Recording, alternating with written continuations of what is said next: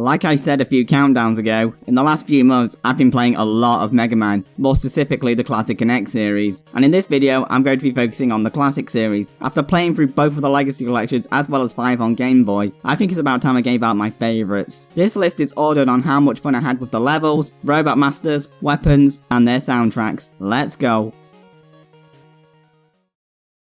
What better way to start off this list than with the game that introduced me to the series, and a pretty solid introduction for that matter, with some fun levels, a nice challenge, the addition of energy tanks, and f***ing everything over with the metal blade. Like seriously, half the reason this game is so fun is because of how overpowered this weapon is. But despite all of this, I can't go without pointing out some major issues. The yellow beams in Quickman stage and the disappearing blocks in Heatman stage without Item 2 can go into a room full of instant death spines for all I care, and the boss fights near the end are garbage. But overall, this is a really fun game, which paved the way for some games you're about to see.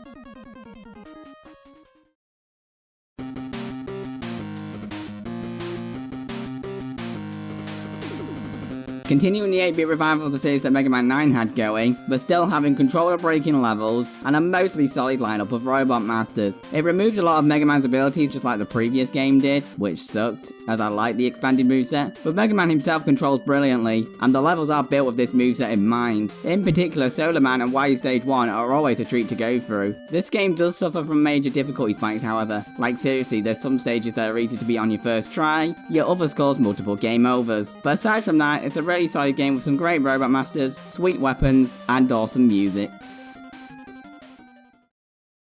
Everything I said about Mega Man 10 going back applies here as well, but I think this game has a better lineup of robot masters and especially weapons. Like seriously, every single weapon is useful. It's one of the few Mega Man games where I regularly use more than like 2 weapons. The level design in this game is also really strong and hard without some of the weapons. I've lost count of how many times I've had a blast with Galaxy Man's stage, and Tornado Man's weather and magnets make for some cool platforming challenges, and whilst these stages are going on, you get to listen to by far the best soundtrack in the classic series, and these robot masters are some of the best in the series. Galaxy Man, Tornado Man, Hornet Man, they're all so good. There's not much more I can really say. Tight level design, great robot masters, and amazing weapons. I can easily see why this is some people's favourite, but for me, there's obviously 2 greater.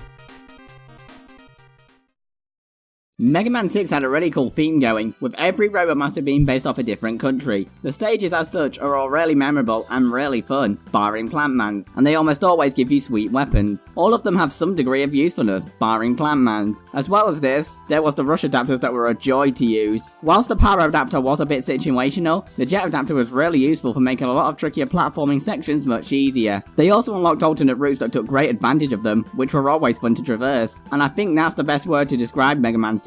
Fun. The stages are fun to go through, the weapons are fun to use, and the boss fights are really fun. Probably not the most common number 1 choice, but it's definitely an easy one. When I first got interested in this series, this was actually the game that interested me the most, and when I first got it, I loved it. And even after playing through 1 to 10 as well as 5 on Game Boy, it still remained as my favourite. For starters, these are some of the best robot masters I've ever seen. Sure, not all of them were his, but when they hit, they really hit. Almost all of them had a fun fight and a really cool level. Speaking of the levels in this game are easily the best in the series. I would list off some of my favourites, but then I'd be listing off about 90% of them. All of them have really memorable gimmicks and a really cool music track. As for the weapons, sure they're not the best in the series, despite one of the best shield weapons out there, but that was more than made up for with the Super Adapter, a combination of the Rush Adapter from 6. This was a blast to use, especially in the endgame, which is easily my favourite in the series. Just make sure you're fully stocked up before Wily, otherwise, have fun. Overall, this is my favourite Mega Man game, as I feel it's the best designed, and the most fun to play out of them all. This has been Inkling Gaming, and early signs of Mega Man 11 are promising, so hopefully, it can measure up to some of these games.